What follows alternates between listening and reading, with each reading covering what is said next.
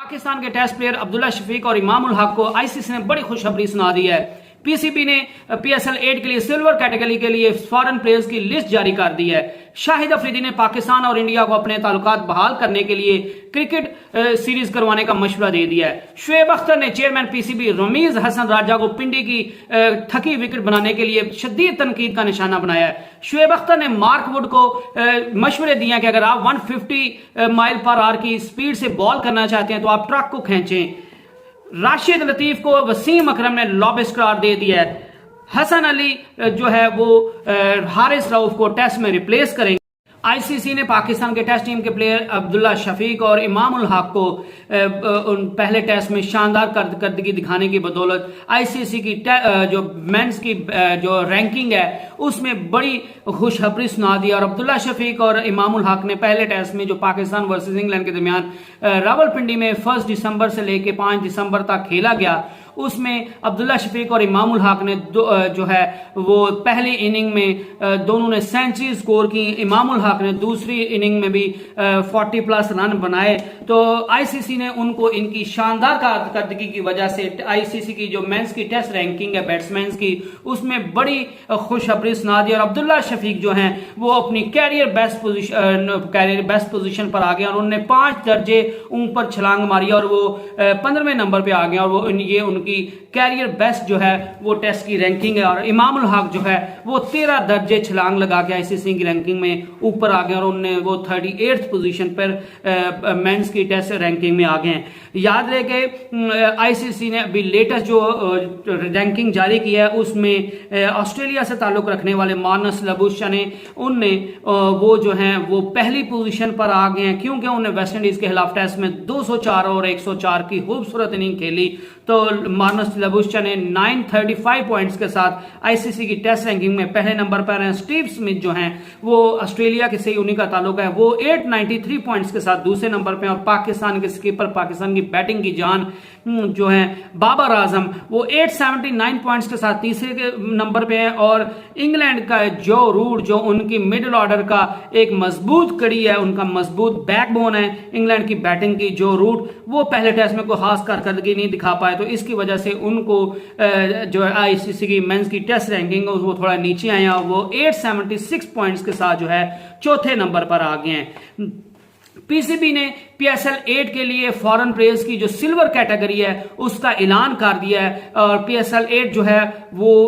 9 फरवरी से लेके 19 मार्च तक पाकिस्तान के मुख्तलिफ बड़े शहरों में खेली जाएगी। और इसकी जो ड्राफ्टिंग है वो 15 दिसंबर को कराची में होगी। और इस ड्राफ्टिंग के बाद हर जो टीम है उसके फाइनल प्लेयर्स का पता चल जाएगा। और जो पीसीबी ने अब जो दुनिया के मायनाज प्लेयर्स की जो सिल्वर कैटेगरी फॉरेन प्लेयर्स की जारी की है उनमें इंग्लैंड के मशहूर ऑलराउंडर जो हैं रवि बुपारा शामिल हैं, अकीला धनंजिया जिनका ताल्लुक श्रीलंका से वो शामिल हैं, अजमतुल्ला उमर जई अफगानिस्तान से इनका ताल्लुक है वो शामिल हैं, अफीफुल हुसैन और अल अमीन हुसैन जिनका ताल्लुक बांग्लादेश से है उनको भी पीसीबी ने सिल्वर कैटेगरी में एज ए फॉरेन प्लेयर जो है वो अनाउंस किया। इसके अलावा भी बहुत से प्लेयर हैं, लेकिन मैंने जो बड़े बड़े प्लेयर थे, मायनाज प्लेयर थे जो मुख्तलिफ औकात में जो है वर्ल्ड इंटरनेशनल क्रिकेट में नेशनल लेवल पे अपनी टीम को जितवाए पाए और उनने मुख्तलिफ लीग्स में अपनी कारकर्दगी के जौहर दिखाए हैं। तो उनके नाम लिए, क्योंकि लिस्ट बहुत बड़ी है तो मैं सबके नाम जो है वो एक एक करके नहीं ले सकता, क्योंकि अगर वो लेना शुरू हो जाऊंगा तो मे भी आधा घंटा उसी में चला जाए। जो इसमें जो 15 तारीख को ड्राफ्टिंग होनी है, ड्राफ्टिंग का जो सिस्टम होना है, ड्राफ्टिंग का जो मरहला होना है, उसमें जो पहली पिक है वो इस बार लाहौर कलंदर के हिस्से में आई है। और दूसरी पिक जो है वो क्वेटा ग्लैडिएटर के हिस्से में है, तीसरी मुल्तान सुल्तान, चौथी कराची किंग्स, 5वीं इस्लामाबाद यूनाइटेड और छठी जो है वो पिशावर ज़ल्मी के हिस्से में आई है। सबसे आखिरी जो पिक है वो पिशावर ज़ल्मी के हिस्से में आई है। शाहिद अफरीदी ने पाकिस्तान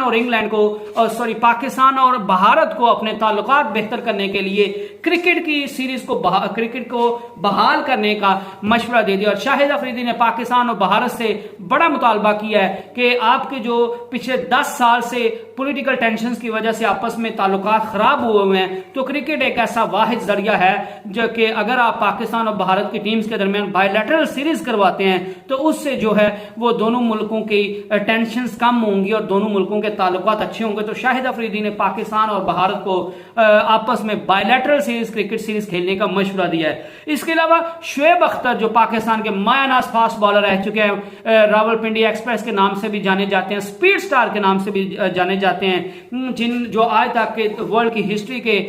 तेज तरीन बॉलर हैं, 161.3 किलोमीटर पर आवर की गेंद जो की स्पीड से जो उन्हें बॉल फेंके थे इंग्लैंड के खिलाफ 2003 के वर्ल्ड कप में, तो वो उनने पाकिस्तान की टीम को और चेयरमैन को जो है वो शदीद तनकीद की जद में उनको ले आए और उनका पाकिस्तान की टीम की क्रिकेट खेलने की अप्रोच, उनकी नेगेटिव क्रिकेट खेलने की अप्रोच और उनकी मेंटालिटी, डिफेंसिव अप्रोच और पुअर क्रिकेट खेलने पे पाकिस्तान की क्रिकेट टीम को शदीद जो है वो तनकीद का निशाना बनाया। और इसके अलावा उनने पीसीबी के जो चेयरमैन है रमीज हसन राजा, उनको रावलपिंडी में फटा पिच बनाने, फटा पिच मतलब कि बिल्कुल फजूल पिच थी जिससे ना तो बैट्समैन खुश थे। बाबर आजम ने भी कहा कि मैंने जिस तरह की पिच कही थी उस तरह की मुझे नहीं मिली। बाबर आजम भी खुश नहीं थे, प्लेयर्स भी खुश नहीं थे और जो थे शायकीन भी खुश नहीं थे। और ये जो टेस्ट लग रहा था कि बिल्कुल ड्रॉ हो जाएगा, इतनी फटा विकेट थी। तो गो के बाद में इसका नतीजा निकल आया, लेकिन वो देखते हैं कि कैसे निकला है। तो रमीज राजा ने जो है वो इसका इतराफ किया कि ये जो पिंडी की विकेट है वो सही नहीं बनी। तो रमीज हसन राजा को शुएब अख्तर ने इस बात पे शदीद तनकीद का निशाना बनाया कि भाईजान आपको याद रखना चाहिए कि आप पीसीबी के चेयरमैन हैं, आप हर चीज को कंट्रोल करते हैं और अगर आप ही जो है वो जो विकेट है उसको सही ना बनने की वो करेंगे, गिला करेंगे, तो फिर पाकिस्तान की क्रिकेट का क्या हाल होगा। क्योंकि आपने सब कुछ मैनेज करना होता है और जिस बंदे ने सब कुछ मैनेज करना होता है, जिसके अंडर हर चीज होती है, अगर वही जो है वो चीजों का गिला करना शुरू हो जाए कि ये चीज सही नहीं हुई, ये चीज नहीं सही हुई, क्योंकि सही तो उसी ने करनी है और अगर वही कहेगा कि ये सही नहीं हुई तो ये नहायत दुख की बात है। और शुएब अख्तर ने रमीज हसन राजा को याद करवाया कि भाईजान आप जो है पीसीबी के चेयरमैन हो, ये सब कुछ आप नहीं करना है, आप इधर गिला करने के लिए या उसको जो रावलपिंडी की पिच जो है उसको क्रिटिसाइज करने के लिए नहीं बैठे हुए, आपने ही बनवानी थी, आपकी सुपरविजन में बननी थी, तो आपने इसको अच्छा बनवा लेना था, आप इसको क्रिटिसाइज नहीं कर सकते। और अगर आप क्रिटिसाइज कर सकते हैं तो फिर आपकी मैनेजमेंट में जो है वो खराबी है और आप चीजों को सही तरह मैनेज नहीं कर पा रहे। दूसरी तरफ उनने शुएब अख्तर ने पाकिस्तान की टीम की जो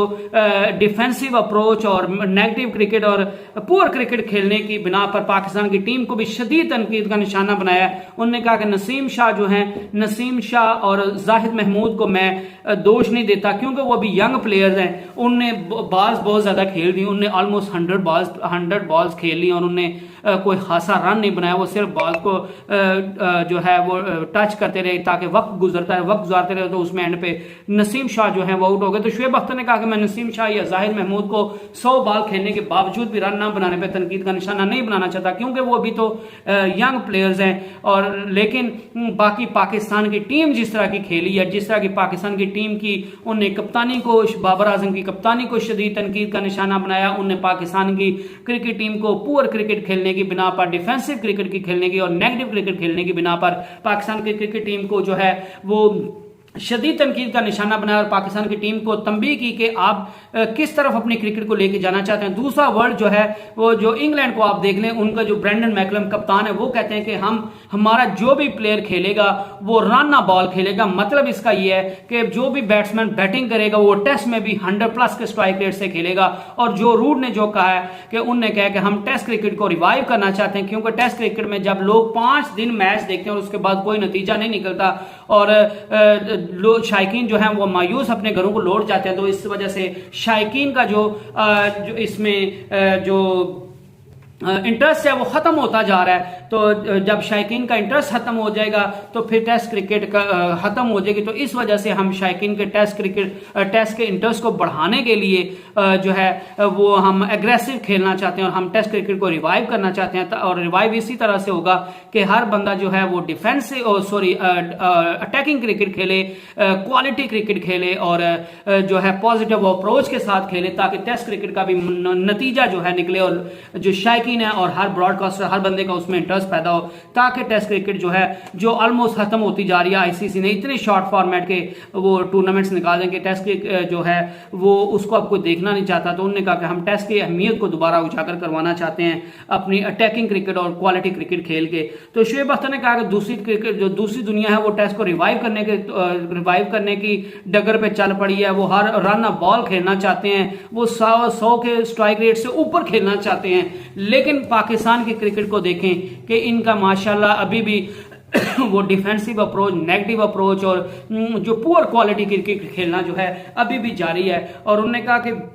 इंग्लैंड ने पाकिस्तान को सुनहरी मौका दिया था, उन्हें टेस्ट को दिलचस्प बनाने के लिए 343 रन का 1.5 दिन में टारगेट दिया था, जो पाकिस्तान के लिए इस फटा विकेट पे बहुत आसान था बनाना। पाकिस्तान को सिर्फ आराम से खेलना था, लेकिन पाकिस्तान 343 रन भी नहीं बना सका। पाकिस्तान की पूरी टीम जो है दूसरी इनिंग में 268 रन पे आउट हो गई। पाकिस्तान को 74 रन के बड़े मार्जिन से शिकस्त का मुंह खाना पड़ा इस फटा विकेट पे 1.5 दिन के बाद। तो उन्होंने कहा कि इंग्लैंड ने पाकिस्तान को मौका दिया था जीतने का और इस टेस्ट को इंटरेस्टिंग बनाने का, लेकिन इंग्लैंड जीत गया और पाकिस्तान हार गया। पाकिस्तान उस फायदे जो इंग्लैंड ने पाकिस्तान को मौका दिया था उस मौके से पाकिस्तान ने कोई फायदा नहीं उठाया।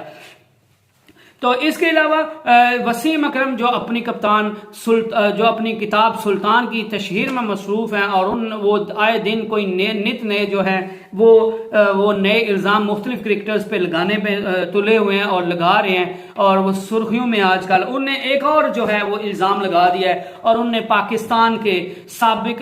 विकेट कीपर और स्किपर राशिद लतीफ के बारे में भी बहुत घटिया अल्फाज यूज कर लिया और राशिद लतीफ को वसीम अकरम ने लॉबिस्ट करार दे दिया है। और उन्होंने कहा कि मैं उनको लॉबिस्ट इस वजह से कह रहा हूं कि जुलाई 2000 में राशिद लतीफ ने संडे मैगजीन को जो है इंटरव्यू देते हुए कहा कि 1996 लॉर्ड टेस्ट में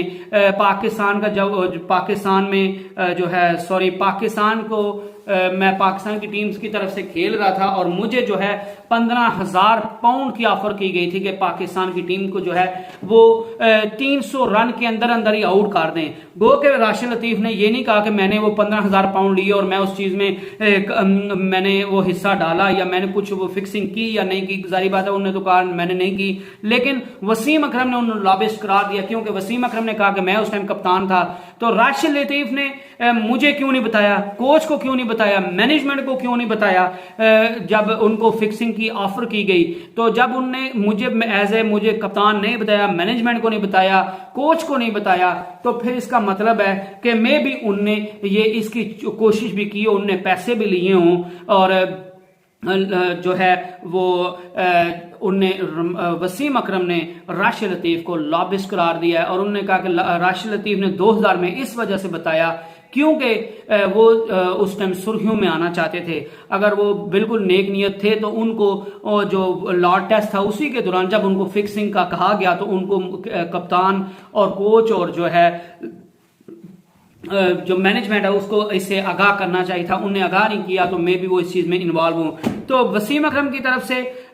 ये राशिद लतीफ पे बहुत बड़ा इल्जाम है क्योंकि जेंटलमैन क्रिकेट को ये दाग करने वाली बात है। और जो भी मैं इस चीज पे बिलीव करता हूं कि जो भी बंदा अपने मुल्क की तरफ से खेलते हुए अपने मुल्क के नाम को नीचे करता है या उसको अपने मुल्क के परचम को जो पूरी दुनिया में उसकी जागहसाई का सबब बनता है तो उसको जो है स्ट्रिक्ट जो है वो सजा मिलनी चाहिए। इसके अलावा जी हसन अली जो है वो सुनने में आ रहा है कि वो हारिस रऊफ जो पहले टेस्ट में रावलपिंडी टेस्ट में राइट कॉर्ड में ग्रेड 2 की इंजरी होने की वजह से वो बॉल जा रही थी, फील्डिंग कर रहे थे, बॉल जा रही थी उनके ऊपर, वो फील्डिंग करने लगे तो उनके बॉडी के नीचे से बॉल जो थी रब हो गई। तो उनकी राइट कॉर्ड में इंजरी वो है, वो स्ट्रेन हो गई, तो ग्रेड 2 की इंजरी उनको हो गई है। तो उसकी बिना पे वो पाकिस्तान वर्सेस इंग्लैंड के दरमियान जो बकिया 2 टेस्ट हैं उससे बाहर हो गए हैं। और मोस्ट लाइकली जो है हसन अली जो है वो हारिस रऊफ को रिप्लेस करेंगे दूसरे टेस्ट और तीसरे टेस्ट में। इससे पहले जो है मोहम्मद अब्बास का भी नाम लिया जा रहा था। जो है अब्बास बड़े अच्छे प्लेयर हैं, पाकिस्तान के मायानाज जो हैं वो फास्ट बॉलर रह गए। पाकिस्तान को टेस्ट में उन्हें बड़े अरसे तक वो उनने अपनी कारकर्दगी से पाकिस्तान को जितवाया, तो उनका नाम भी लिया जा रहा था। और अब जो है हसन अली का सबसे ज्यादा नाम लिया जा रहा है, क्योंकि हसन अली की दोस्ती भी अच्छी है माशाल्लाह बाबर आजम से, शादाब खान से उसकी बड़ी दोस्ती अच्छी है, रिजवान से उनकी बड़ी अच्छी दोस्ती है। तो मोस्ट लाइकली अब देखने में आ रहा है कि हसन अली जो हैं वो हारिस रऊफ को रिप्लेस करेंगे। लेकिन अगर हसन अली को मोहम्मद अब्बास पे जो है वो प्रायोरिटी दे दी जाती है, तो ये मेरे ख्याल से मोहम्मद अब्बास के साथ बहुत बड़ी ज्यादती होगी, क्योंकि मोहम्मद अब्बास ने जो रिसेंट क्रिकेट में उसमें हसन अली से बहुत अच्छा जो है वो परफॉर्म किया है। और हसन अली को सिर्फ और सिर्फ दोस्ती यारी के नाते टीम में नहीं आना चाहिए, उनको परफॉर्मेंस दिखाने के लिए आना चाहिए। शुएब अख्तर ने जी जो इंग्लैंड के फास्ट बॉलर हैं मार्क वुड को, इनको एक बड़ा मशवरा दे दिया है, जो लाइकली जो है वो पाकिस्तान वर्सेस इंग्लैंड के सेकंड टेस्ट में इंग्लैंड की टीम का हिस्सा होंगे। वो हिप इंजरी की वजह से बाहर थे, जो थे वो हिप इंजरी की वजह से बाहर थे, रिहैबिलिटेशन कर रहे थे, और पाकिस्तान में वो आ तो गए लेकिन पहला टेस्ट वो खेल नहीं पाए, और वो अपनी फास्ट बॉलिंग की वजह से जाने जाते हैं। जब भी मार्क वुड जो हैं वो इंग्लैंड की टीम में खेलते हैं तो पाकिस्तान के लिए हमेशा जो है मुश्किलात को बढ़ाते हैं। तो उनकी बॉलिंग एक्शन बड़ा कमाल है, उनका जो रन अप है वो बड़ा शॉट है, जिसकी वजह से उनकी बॉडी पे जो है वो एक्स्ट्रा प्रेशर आ जाता है बॉल फेंकते हुए, जिसकी वजह से वो जो है इंजरीज का बड़ा शिकार रहते हैं। तो शुएब अख्तर ने मार्क वुड को एक बड़ा मशवरा दिया है कि अगर मार्क वुड जो है वो फास्ट बॉलिंग जो तेज तरीन बॉलर 150 जो है माइल्स पर आवर की स्पीड से बॉल करना चाहता है, तो फिर उसको क्या है ट्रक को खींचना चाहिए, बाइसाइकिलिंग करनी चाहिए, हार्ड ट्रेनिंग करनी चाहिए। और शुएब अख्तर ने बताया कि जब मैं जो है वो जब फास्ट बॉल मैंने की तो उसके पीछे मेरा हार्ड वर्क शामिल था, मैंने बाइसाइकिलिंग बड़ी हार्ड की, मैं बॉल को जो था 4 गुना उसका वजन बढ़ा के फिर बॉलिंग करता था, प्रैक्टिस करता था। जो क्रीज थी उसको 26 यार्ड का, वैसे अमूमन 21 या 22 यार्ड की होती है, उन्होंने कहा मैं 26 यार्ड की जो है वो विकेट बना के तो उस पे बॉलिंग करता था, प्रैक्टिस करता था। बॉल की जो वेट है उसको 4 गुना बढ़ा के फिर उस बॉल से प्रैक्टिस करता था। मैं बाइसाइकिलिंग करता था, उसके साथ वेट बांध के जो है वो बाइसाइकिलिंग करता था। तो मैंने उससे देखा कि मेरी जो बॉडी है वो काफी अच्छी बन गई, और मैंने उसके बाद जो है उनने साउथ अफ्रीका के खिलाफ उनने साउथ अफ्रीका कह रहा 2003 में उनने इंग्लैंड के खिलाफ जो है वो तेज तरीन 161.3 जो है उसकी किलोमीटर पर आवर की स्पीड से बॉल फेंक दी, जो आज तक की सबसे फास्टेस्ट बॉल है, और आज तक कोई भी बॉलर उसको पहुंच नहीं सका। तो शुएब अख्तर ने मार्क वुड को बड़ा मशवरा दिया कि अगर जो है आपको 150 माइल्स पर आवर की स्पीड से बॉल करनी है तो भाईजान फिर आपको मेहनत करना पड़ेगी, आपको जिम में वर्क करना पड़ेगा, आपको हैवी वेट्स के साथ ट्रेनिंग करनी पड़ेगी। जिस तरह उन्होंने कहा कि 26 यार्ड के साथ मैं बॉलिंग करता था, बॉल का वेट 4 गुना बढ़ा के उससे बॉलिंग करता था, तो ये सब कुछ आपको करना पड़ेगा, और आपको ट्रक को खींचना पड़ेगा ताकि आपके मसल्स बिल्ड हो, आपकी जो बैक है वो स्ट्रांग हो, तो फिर आप जब बॉलिंग करेंगे तो फिर आप 150 माइल्स पर आवर की स्पीड से बॉल कर सकते हैं। और उन्हें मार्क वुड जो है उनकी बॉडी और उनके एक्शन और उनकी फिजिकल लुक्स की भी बड़ी तारीफ की कि उनकी माशाल्लाह बड़े खूबसूरत जवान हैं, बड़े अच्छे क्रिकेटर हैं, बड़े खूबसूरत क्रिकेटर हैं, उनका एक्शन बड़ा कमाल का है, और उनका जो एक्शन है और बॉलिंग की वो स्टाइल है वो उनको काफी पसंद है। तो शुएब अख्तर ने उनको मशवरा जो दिया मार्क वुड, इस पे कितनी वो अब तवज्जो देते हैं तो ये आने वाले वक्त में पता चलेगा। इसी के साथ मैं आपसे इजाजत चाहता हूं, और एंड पे मेरी सभी से गुजारिश के प्लीज जो हजरात मेरे चैनल पे नए वो मेरे चैनल को सब्सक्राइब कर लें, बेल आइकन के बटन को दबा दें, और अगर मेरी वीडियो अच्छी लगे तो लाइक करें, कमेंट करें, और ज्यादा से ज्यादा मेरी वीडियो को शेयर करें। Stay tuned and stay blessed. Allah Hafiz.